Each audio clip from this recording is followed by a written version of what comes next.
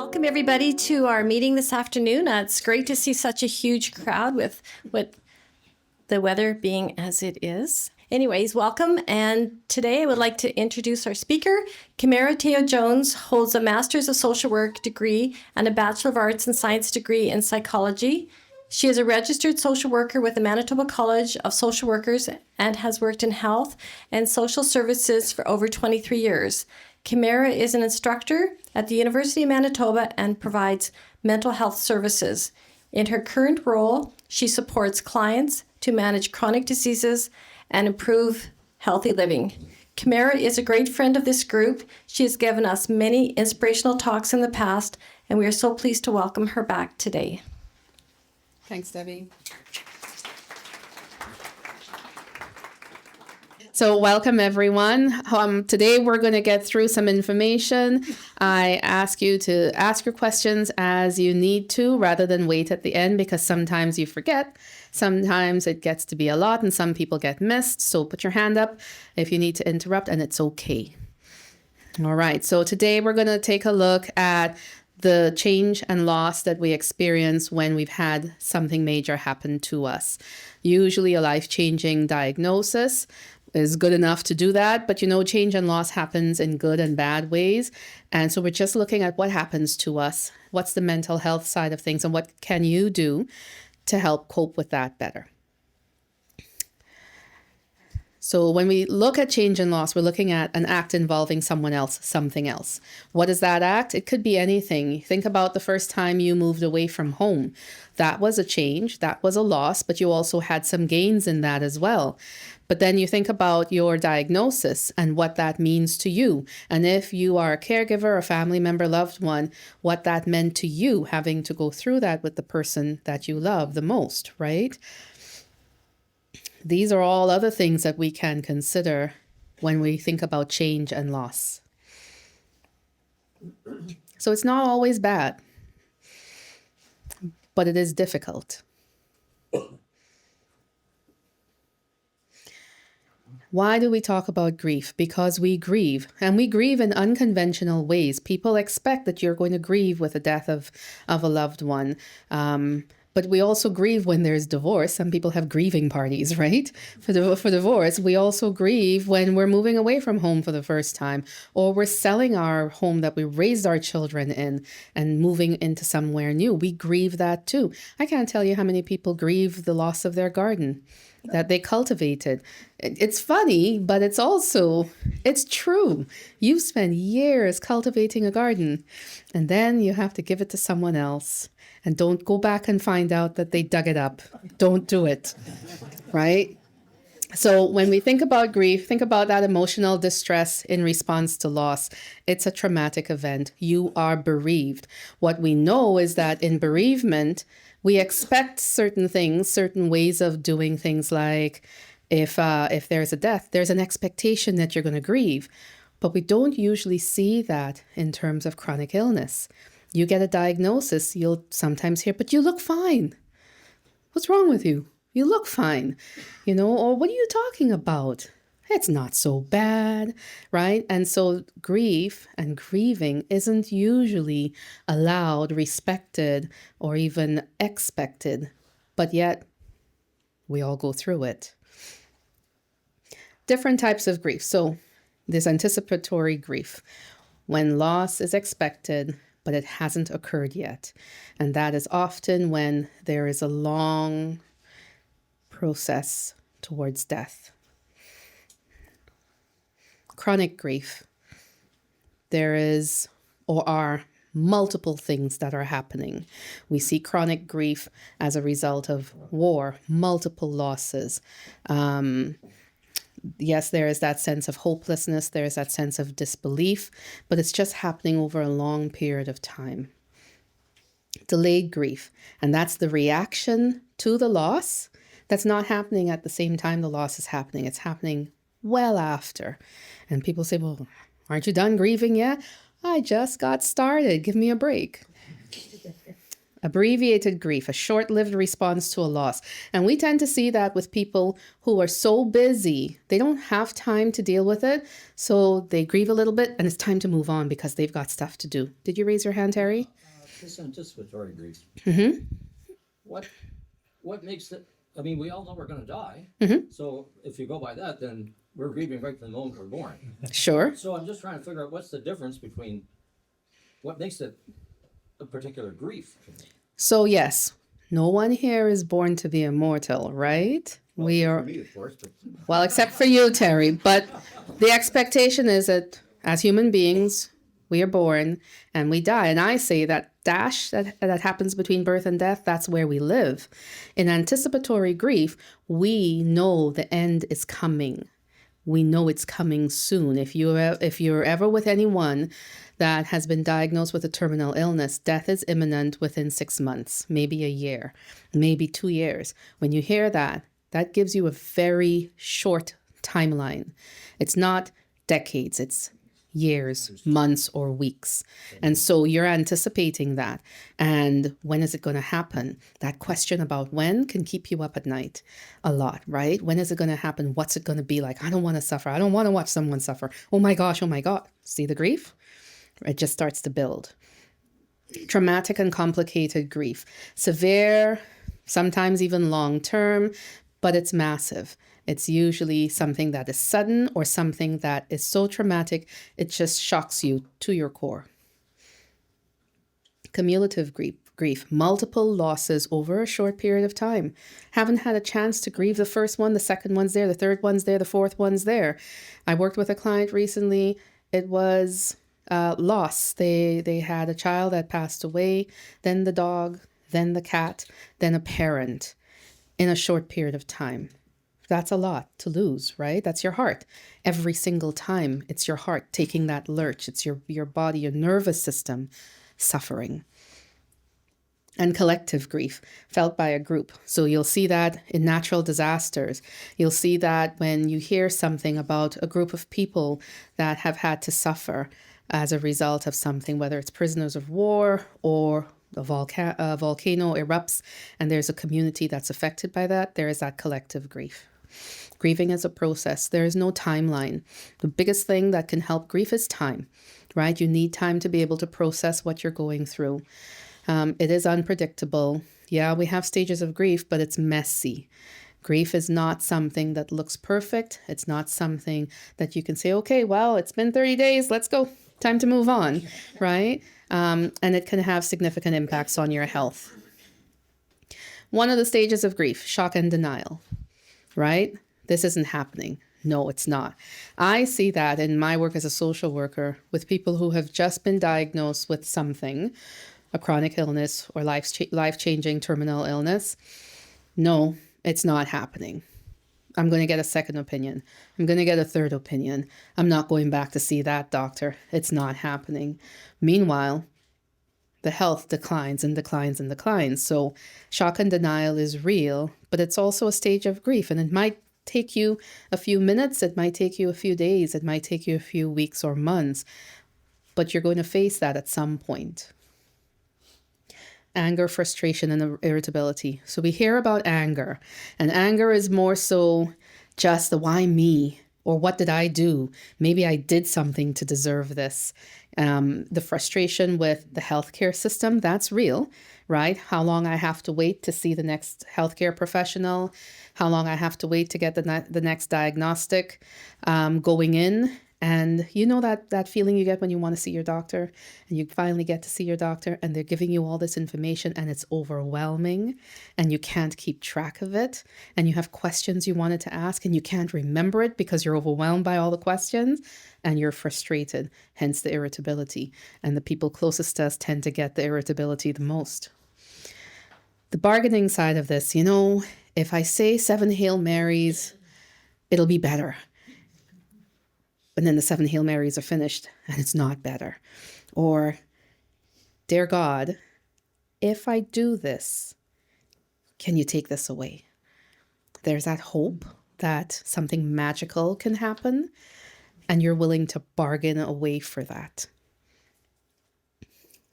Depression, These are symptoms of depression. Now, symptoms of depression are expected when you've had a major shock.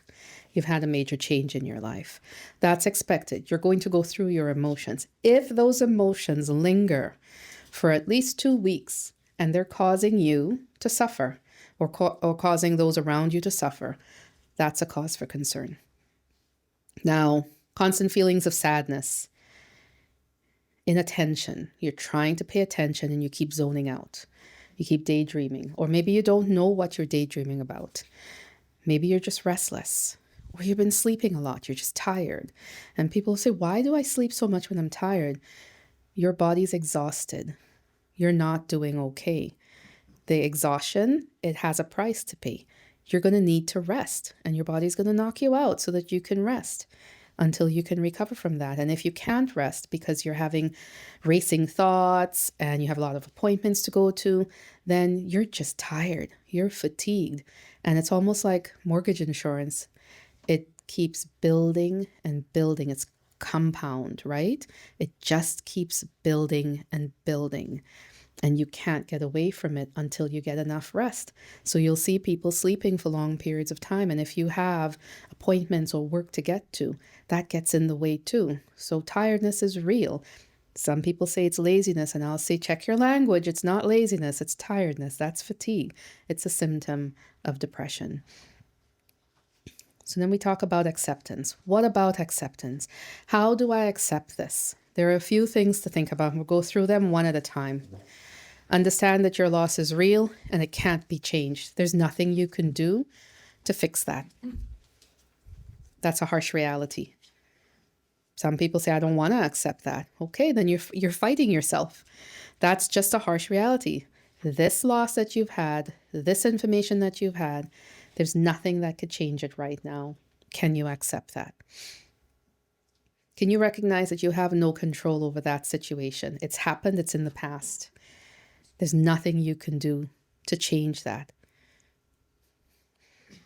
But you can gain control over how you respond to it.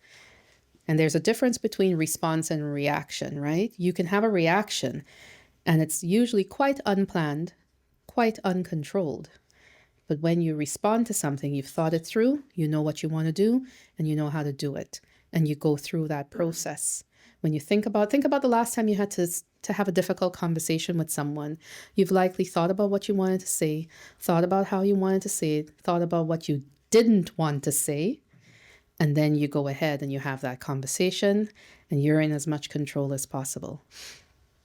Be patient and kind with yourself and those around you. That's hard to do when you're stressed beyond belief. You're having a hard time coping and dealing, and now you're supposed to check your emotions and walk on eggshells. It's about respect and empathy. Respect and empathy for those around you. Respect that they're there, they're showing up. Empathy that they have their own things they have to deal with, and they have to deal with you and whatever you're dealing with too. And you want them in your life, and in order to keep them in your life, you're going to do honey or vinegar. Honey, right? So be kind to yourself and be kind to those around you. Be patient with yourself and be patient with those around you. It's okay to distract yourself, right? Why? What will distraction do for you? It gives you a break from the worry. It gives you a break. It gives you a pause. It gives you an opportunity to focus on something else. Maybe your mind is overwhelmed with consumed with the worry, with the thoughts, and you need to go to the workshop and build something, or go speak to someone and spend some time with someone else. Go do that. If you can busy yourself, go do that. Just don't busy yourself so much that you're not dealing with the issue. Take a break. Go and find something good to do and do it. It's okay to distract yourself. It's perfectly fine. Schedule some time for yourself to work on your grief. Now, I get asked, what does that mean? Do I have to schedule a pity party so I can sit and cry for 20 minutes? If that's what you need, go ahead. If it's not what you need, maybe you need to be a little bit more spiritual. And for some people, if that's faith-based, they're praying, or they need to sing the songs that they grew up hearing in church because it brings them a source of comfort. For other people, it might mean spending time in nature, going for that cold walk and watching the critters as they flutter around. And for other people, it just means mindfulness, meditation, bringing awareness to their thoughts, their emotions, their feelings, and deciding what they want to do with that. Spend time with yourself. Sometimes we can do busy work, keep ourselves so busy that we don't have time to think about it, to deal with it, because as we're done being busy, we have to go to sleep. We fall asleep because we're exhausted, get up in the morning, Groundhog Day, and we just do it again. And we never take time to think about how we feel, what we want, how we want to do things. So schedule some time to be with yourself. I had a question. That was your question in the back, right, Heidi? Yeah. Yes. How does stress affect your body? These are all the different ways stress affects your body. So remember, stress is a good and a bad thing, right? When you think about having a baby, good thing, still stressful, right? Getting a new diagnosis, bad thing, still stressful. At the end of the day, it's a change, and you're going to need to rely on different resources. It challenges how you think, it challenges how you feel. That's stress. It's there. Stress short term has some really great benefits. Short term stress makes us act, right? We're like, oh my gosh, we have to figure this out. And we act and we do the things that we have to do to get her done. Long term stress has these negative effects on your body. Long term stress causes your heart to be stressed. When your heart is stressed for long periods of time, it creates stress on your arteries, right? And when your arteries are stressed, over long periods of time, you're getting into cardiac health, heart disease. High stress equals high blood pressure, right? Anyone who is diabetic will tell you when stress is high, they can do everything the same, eat the same, exercise the same, have the same lifestyle. When stress is high, their blood sugars go up, right? Your immune system's ability to protect your body from illness gets compromised when stress is high over long periods of time. So you'll see that you might catch every cold out there, right? Ask any teacher, when do teachers get sick? Christmas break. Yes, Christmas break. Why? Because they're in such high stress and they're getting there and they know, here it is, I've got a break. And it's just like the immune system's like, look, we can't carry you anymore. We're done. You're on your own, right? And you get sick and you've got to get over that and then get up again. And hopefully you get through a few days of illness and you can enjoy the rest of Christmas break before school starts. The point is, stress affects your immune system. And you might find yourself having a few more sniffles, a few more infections, and you wonder why. If there's a high burden of stress, that's what you're experiencing, a change in your immune system. It affects the way we make decisions, right? When you're heavily stressed, is it easy to make decisions? It's very hard to weigh your options. It's very hard to think through everything when you have high, constant stress, right? Because it takes a toll on you. Your mind has been working nonstop, right? You're likely not sleeping properly. That's the detriment of high stress. It's going to affect the way that you think. It's going to affect the way that you feel. Your self-esteem, how you feel about yourself, gets affected by high stress. Many times we'll hear people say, it feels like I am helpless. I can't do anything. Nothing I do works. It is useless. This is hopeless. So now helpless, useless, and hopeless is there. What's the point? What am I worth now? Can't do anything. This isn't working. You see how that change talk just starts happening, that negativity starts happening, and it can really set in and fester if left unchecked. So where do you go to get help? Here is some information. There's crisis counseling that's available. Crisis counseling is great. It's a 24-hour, 7-day a week, 365 days a year telephone number that you call. It works on a call relay. 3 o'clock in the morning, you wake up and you can't go back to sleep and you're having an anxiety attack and you need somebody to talk to. You pick up the phone and call. You'll hear a series of clicks. It'll go through. Someone who is on call might sound a little sleepy if you wake them up, but they're there on the phone for a few minutes to spend time with you to help you manage whatever you're going through in that moment. It's not a permanent counseling solution. It's specifically to crisis counseling. They don't give you 2 hours of therapy. They get a few minutes with you to help you to get to the point where you're back in control of yourself. There's that website, reasontolive.ca, the farm and rural and northern support number as well. You can also, this is not in order, there we go. You can also see a therapist, right? Therapists come in all walks of life. Norm, you have a question? Yeah, quick question. In the States, they set up a 988 direct line into the system. Is that available in Canada also? So we have Manitoba 211. You can call 211 to find out what resources are available to you. Otherwise, in Manitoba, those first 2 numbers up there, can you clear that for me? Thank you. Those first 2 numbers up there, that's Clinic with a K, that's their crisis counseling number, right? So there's a toll-free number, the 1-888 number, and that's available to you. Is it easy? Well, if you go onto your internet and search crisis counseling, you'll get a bunch of different numbers, and that would be up there.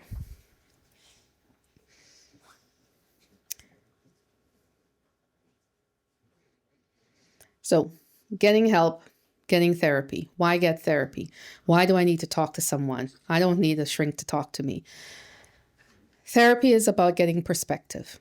Sometimes you know all the right answers, but you don't know what to do with it. Sometimes you don't have the answers, but you're ready to do something about it and you need some help to get the answers.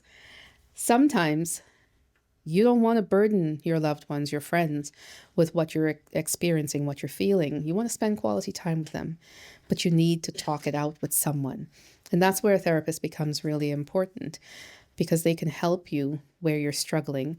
They can be a sounding air, somebody that you can talk to and talk back to you and give you some perspective. They can be there to support you if you have to make difficult decisions. Therapists will not make decisions for you. They will help you understand your options, right? But the decision is always yours. Questions we get about medications and substances, and I'll address that here.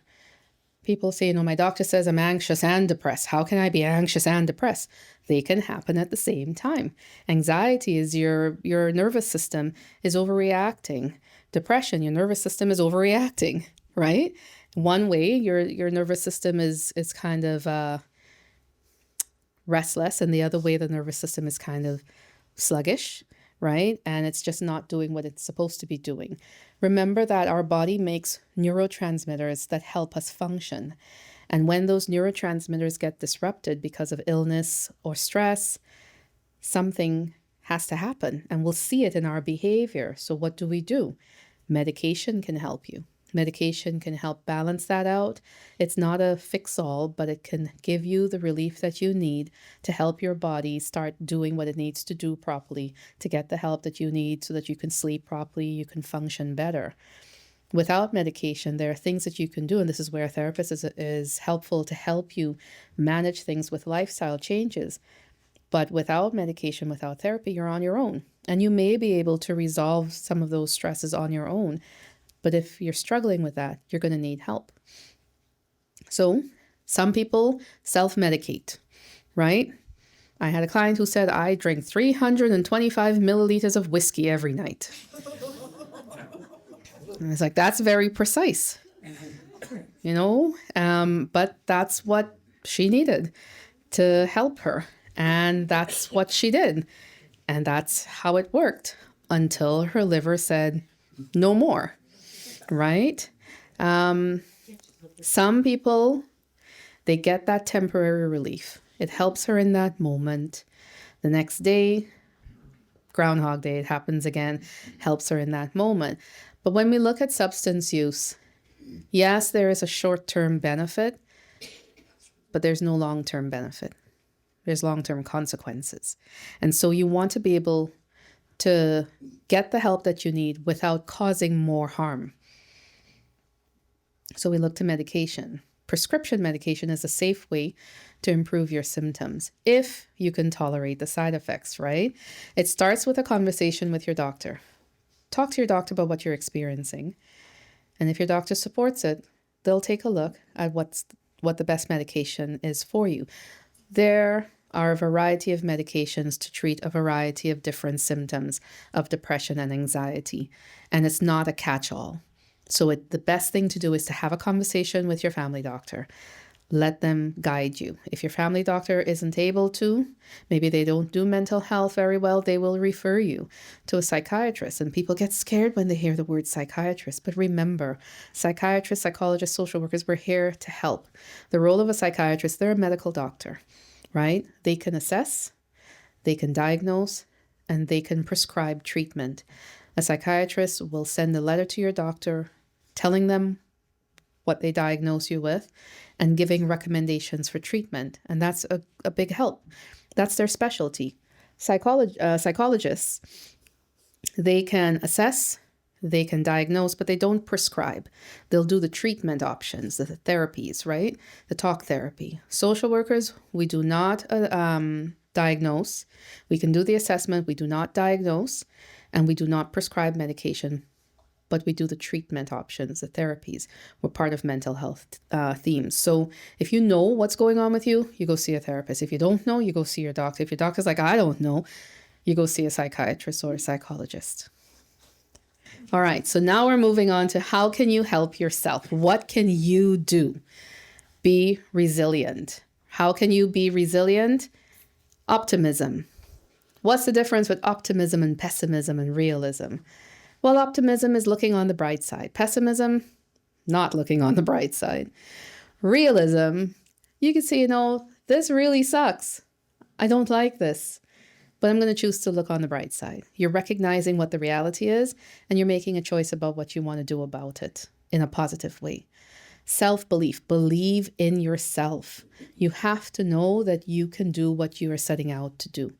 That's very important. It builds your self-esteem. It helps you to be able to stand up and say, yeah, I can do this. This is hard, but I can do this. Self-control. Are you in control of yourself? Right? Some people say, no, every time somebody talks to me about what happened to me, I break down crying. That's okay. You're crying. You're grieving.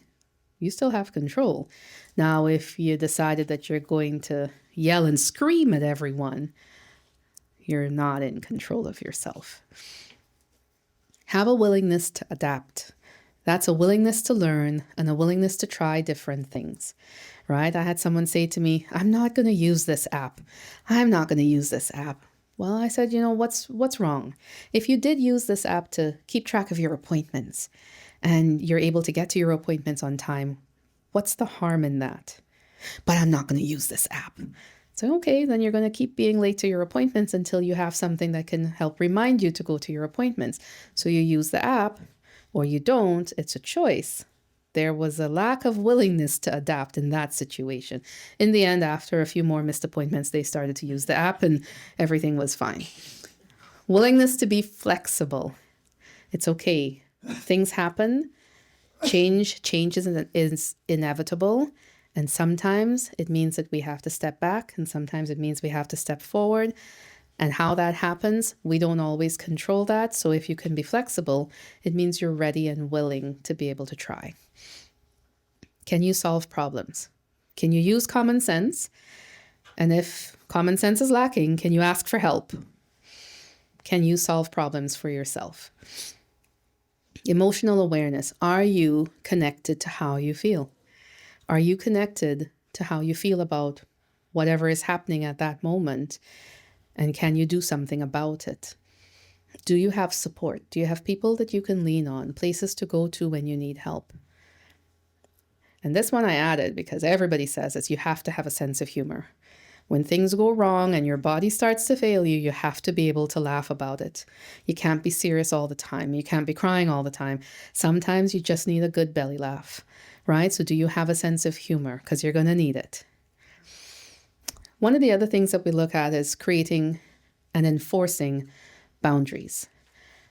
Why do we need to enforce boundaries? Think about your time, your energy, your space, your emotional health, your finances. If we don't put boundaries in place, we run the risk of running over those boundaries, and we always end up suffering, right? So let's say, for example, summer's coming up and you've got 3 weddings to go to and they're week after week after week, and you know you can't do that. It's exhausting. What are you going to do? How do you not show up to a wedding that you really want to go to? Well, we know that weddings tend to be 3-4 day events, right? Do you have to go to every single day? Maybe you can pick and choose. If you go to the ceremony, will you have enough energy to get to the dinner? Or maybe you miss the ceremony and go do the pictures and go to the dinner. That's where you're putting boundaries in place. I want to go to this, but I can't do it all. Which part of this do I want to go to? Right? I want to go visit my friends. They're having a party, but I can't do 4 hours standing up talking nonstop.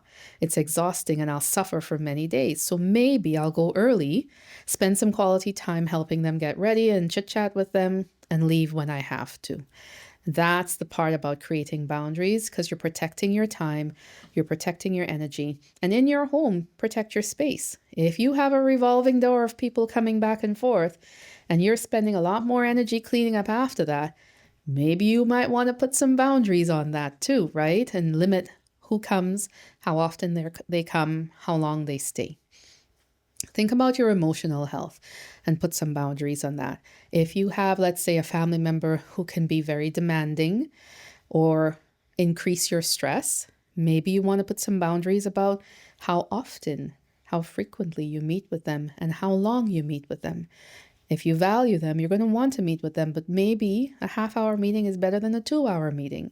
That's putting boundaries in place to protect you, your emotional health. Change the way that you think to change the way that you feel. This is very important. This is about control. You're controlling your thoughts. If you say, this is too difficult, I can't do it, how does that make you feel? Anybody? Where? Anxious. Anxious? Anybody else? Depressed? Anybody else? Defeated. Anxious, depressed, defeated. What if you said, I can't change what has already happened, but I can choose to make the best of what I have? Or you go, I've done hard things before, I can do this. How does that make you feel? Hopeful? In control. In control. One more? Positive. Positive. There was another one back there? Accomplished. Very good. See the difference? Just in the thoughts. All you did was change the way that you thought about the situation, and you changed your emotions. And you have the ability to do that. That's control. That's emotional control. That's self-control. And sometimes we get into a habit of negative thinking because stress is so high and we can't see a way out and we're exhausted. And it takes energy to be able to change the way that you think. And you're exhausted. And it's hard to do that. And people say, why don't you go take a rest? Yes, go take a rest, because then you won't be as exhausted and you will be able to do this easier, right? So think about that. Think about the last time you struggled with your thoughts and if you were exhausted. And how did that exhaustion contribute to the issue? So take a rest. It's not necessarily a nap. If you need a nap, take a nap. What's so wrong with taking a nap? It's a good thing. But if it's just a rest and you need to be able to take a seat, close your eyes, do some deep breathing, maybe focus on a happy thought and give your mind a chance to relax, and then come back at it and try again.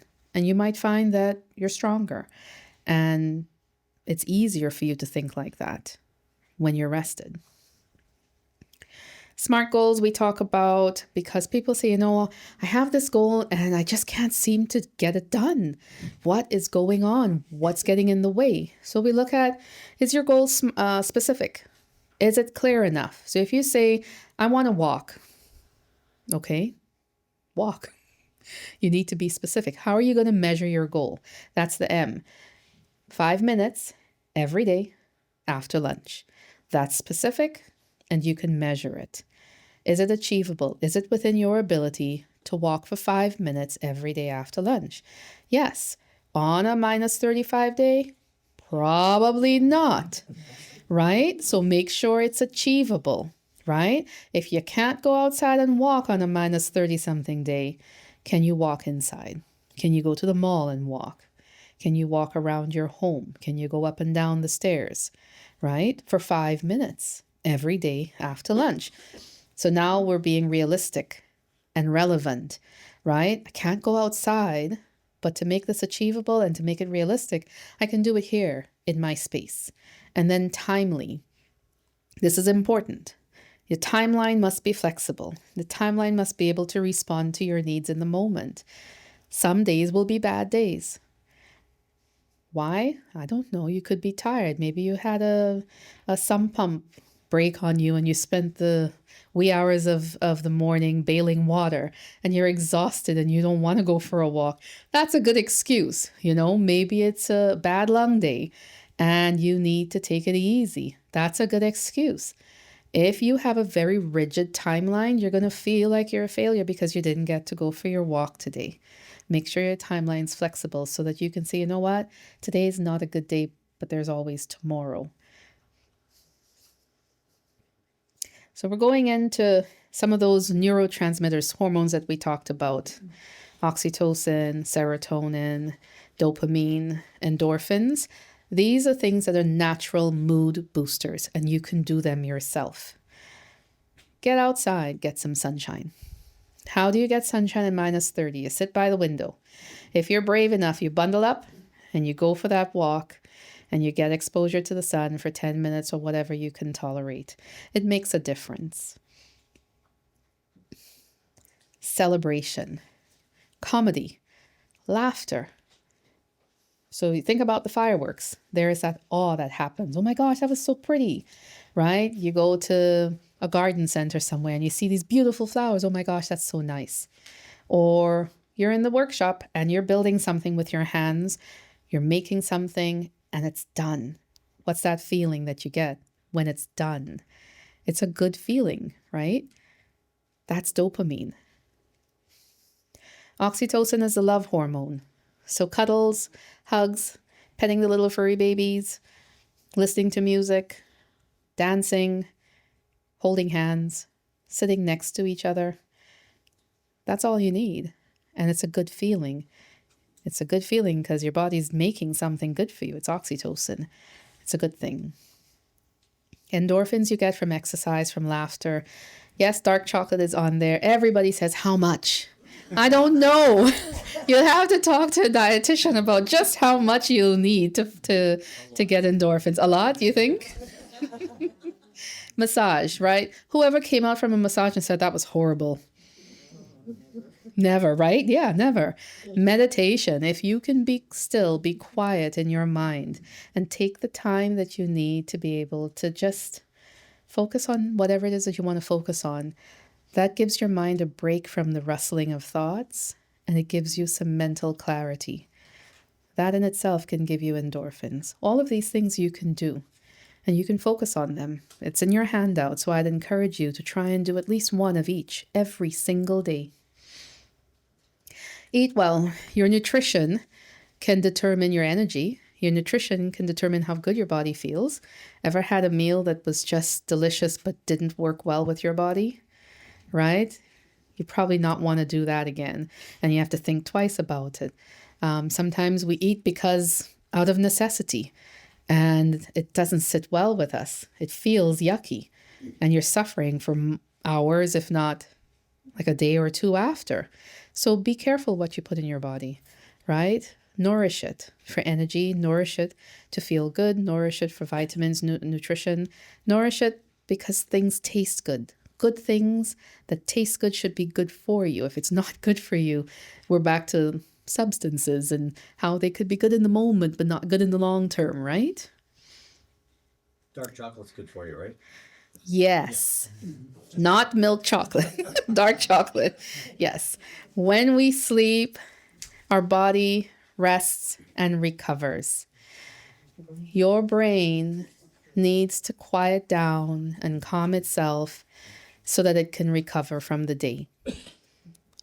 Cell recovery happens when we sleep.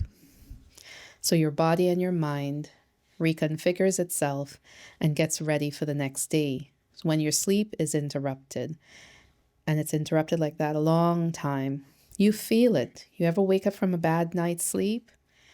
Something's off, right? You're not 100%, not as sharp, making mistakes, maybe a little clumsy, not quite there, and all you want to do is get a good rest. There's a reason for that. Sleep is a necessity. So it's important to focus on sleep.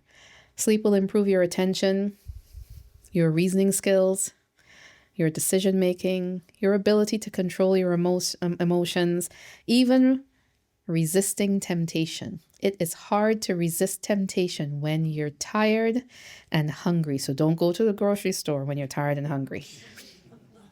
Yeah. I think there's a few people here who agree with that. Yeah. And so think about sleep. If sleep is an issue for you, think about what part is the issue. Falling asleep, staying asleep, or getting out of bed. If you're having difficulty falling asleep, what's going on? Are you doing a good sleep routine to get you ready for the night? Are you taking time to put down the screens, turn off the TV, turn off the noise, take care of yourself, and get your mind and your body ready for rest? If you want more information on sleep routines, you can look it up online. There's a lot of information on there. If you're having a hard time staying asleep, what's waking you up? Are you waking up to go to the bathroom? Are you drinking too much fluid at night? Are you drinking too much coffee during the day or too much caffeine? Green tea, black tea, coffee, and yes, chocolate are sources of caffeine. Mountain Dew, etc. Are you drinking too much or consuming too much caffeine in the day?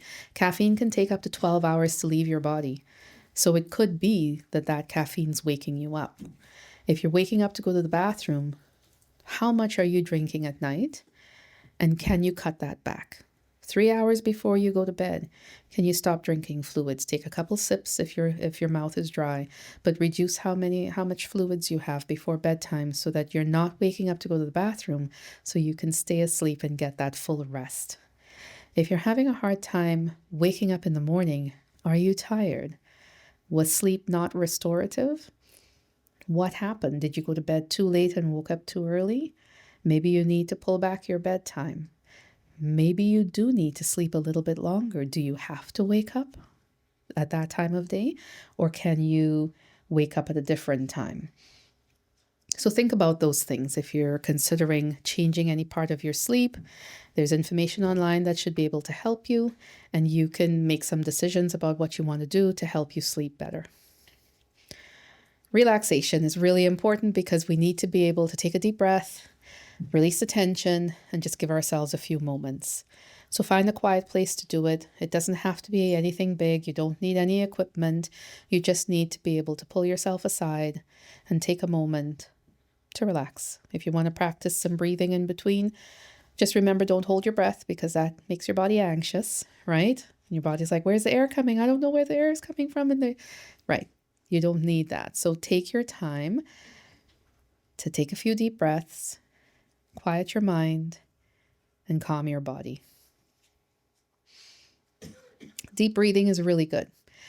So when we deep breathe, we tell our body we're okay. We're giving our body oxygen. When we breathe out, we're releasing toxins from our body. So we're cleaning it out too. So you take a deep breath in and you breathe out. So I'm going to ask you, we're just going to do 5 deep breaths today. I want you to focus on the long exhale. Do not hold your breath. Do not breathe so deeply that you put yourself into a coughing fit. Everyone's breath will be different. Take your deep breath and release it with a long exhale. It should be comfortable. Let's give it a try.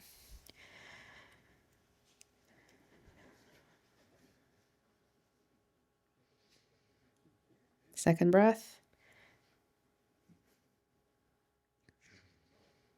Third breath.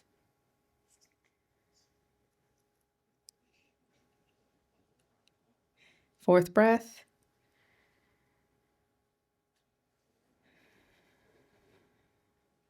Last one. What did you notice? What's quiet? It was quiet in the room. Yes. What else did you notice? Start feeling relaxed. You start feeling relaxed. Okay. Where did you feel the relaxation start in your body? Probably at the two before you started counting. Okay. So before I started counting, you started to feel it. Yeah. What else did you notice? Anybody else? You got dizzy? How many breaths did you have? Wait, didn't you hold your breath for like 4 breaths? I don't know. Can't remember. I heard, is it Tammy? The person next to you. She says, you're still holding, yeah. Terry. I heard Terry say you're still holding your breath.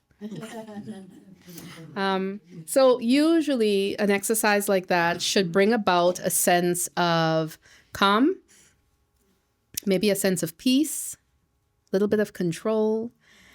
But the quiet probably is the biggest thing. It just kind of knocks out the noise, the chatter that happens in our minds, right? And you could just do that. Just 5 deep breaths, focusing on the long exhale. Why mindful? Why meditation? Well, so mindfulness is the ability to bring awareness to something, right? Maybe you have a good emotion that you really want to sit with and you want to bring awareness to it. So you're going to meditate on that. I'm going to meditate on the feeling of peace that I'm having right now. I'm going to ask the questions, what? What am I feeling? I'm feeling peace. What does this mean to me? It's such a good feeling. What do I want to do with it? I just want to sit here and enjoy it.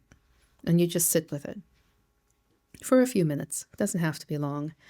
Bringing awareness to something gives you some mental clarity. It helps you to understand what it is, whether it's something troubling or something good, but it gives you information, it gives you control, and it helps you be ready to be able to take that next step, which is, what do I want to do about this? The mindfulness activity you can do anywhere, anytime, whenever you need it. Meditation with mindfulness is really good because it gives you that mental clarity as well. Meditation on its own is just a way for you to focus on something. Some people focus on counting, right? They're just going to count and that's it. Some people focus on music. I'm just going to listen to this music and get lost in it. It's just an opportunity for you to block out the noise and give yourself some focus. This visualization, we've done a few times. There's information there for you to look it up. It's a guided daydream. You literally start with a good memory. We usually use water, lake, or ocean. And you wake up your 5 senses to that. What do you see? What do you hear? What do you smell, taste, and touch, feel? Bring the memory to you right now in the present and connect with how you felt, how you experienced that. If you're in the ocean, what did the water smell like? What did it feel like on your feet? What did the wind feel like on your skin? What did the sun feel like? What did it sound like hearing the water come and go? What were you eating? What were you drinking? You wake up your 5 senses to that and you end on that 6th sense, which is, how does it make you feel? Always end on the 6th sense. You can do this in any experience. I had a gentleman that talked about his granddaughter. She was baking snickerdoodles, and she came running to him, and she had cinnamon in her hair, and all he could smell was the cinnamon. So that was his memory, where he can sit and think about her and the cinnamon and the look and the feel and the smell and the taste, and bring him a sense of happiness. And so I'd encourage you, try this activity on your own. Think about your 5 senses. If you're having a hard time remembering them, just put your hand up to your ears, your eyes, your nose, your mouth, what you touch, and then you end on the 6th sense. And hopefully that can bring you some peace, some relaxation. So hopefully you've heard something here today that has been helpful. We've talked about grief, we've talked about loss, we've talked about stress, depression, the way that stress can affect us. And we've also talked about the things that you can do to help yourself. So I encourage you to give any of it a try. And of course, if you find yourself having some emotional difficulty, reach out to a therapist, talk to your doctor to get some help, to get some support. Do we have any questions? Heidi has one in the back. I'm going to give you this. I do at my clinic. I do. And it's private? It's private if you have health insurance. Any registered social worker would be covered, should be covered under your health insurance. So you can always ask. Health insurance, it's usually extended health benefits, right, through your private insurer, but they will cover psychologists, social workers, marriage family therapists. So if you're thinking about finding a therapist, make sure you know what their designation is and check with your insurer to ensure that they are covered and know what your benefit plan limits are, because some people can charge a lot and that limits how many sessions you can have in a year. Any other questions, Heidi? I know that today's presentation is focused on those with illness and to cope with the grieving of illness, but I know how pertinent it is also to the caregiver and looking at their grief and loss in the caregiving aspect. I find it interesting. I work at Cancer Care, and just now recently they are talking about setting up a program for caregivers as well, which, I think more and more is being recognized. Absolutely. Caring for the caregiver is something that I think I've presented to this group in the past. And we hear from caregivers that they feel left out, they feel forgotten because they have the burden of caring for their loved one, their special person, their favorite person. And the duality of that burden is watching their favorite person lose themselves in that process. And it's never good. And they suffer, but there's that part of caregiving, and this is, I'm sharing to you what my clients have shared to me over the years, that you don't want to bring your caregiving burden to your loved one as they're living with their burden. So how do you find the support? How do you find that help? And so you find that support with like-minded people, like a group here today. You reach out wherever you can, you get the help one-on-one so that you can talk about it and deal with it. You do whatever you can do to take care of yourself, because we know with caregivers, especially the ones who live to caregive, right? Those are the people who define themselves by the caregiving that they do, and they have nothing else outside of that, right? When you live to caregive, if you don't take care of yourself, what happens? What's left? You're going to get burnt out. You're going to get spent. And that means you're not going to be there to take care of your favorite person. And that's going to leave you feeling a whole slew of emotions that add on to the grief and the exhaustion that you're already experiencing. So for caregivers, and I'm a caregiver myself, take time for yourself. It's not selfish. Taking time for yourself preserves you, so you're not getting lost in caregiving. It rejuvenates you. It gives you back energy. It helps you be connected to other things outside of caregiving and grief and loss. It helps you find your identity outside of caregiving, right? And that's important. We human beings, we're not simple people. We're multifaceted.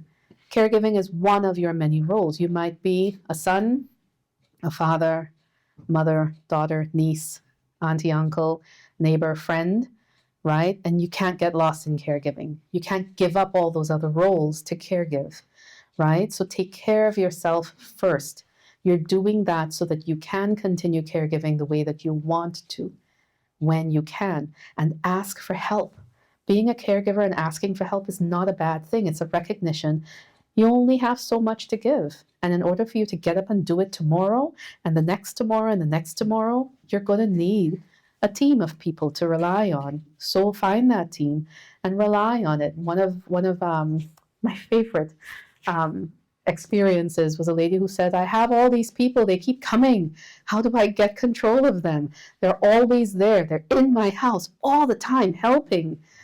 And I said, well, manage it. You be the volunteer manager. And she took that on and she scheduled everyone. She found out who wanted to offer. And she scheduled everyone, started a group chat, and everyone knew what they were doing, when they were doing it, how they were doing it, how long they were doing it for, and she was in control of it. So she knew when she could be in her house in her pajamas and not have anyone show up. That's what she had wanted, right? She just didn't like the fact that the doorbell was always ringing. Somebody was always bringing something over. She didn't need any more food, and food kept coming. And she's like, okay, how do I stop this without offending anyone? And so we talked about being a manager, taking control of it, and she did it and did it well. So I'd say to you, if you have a lot of supporters, then find a way to manage them. Talk to them about what they can do and set those boundaries that we talked about, right? You're in control. You can say, I really appreciate what you're offering, but not right now. Is it okay if I rely on you later on? And you give them a call later on so that they know you mean it, right? So be in as much control there as possible.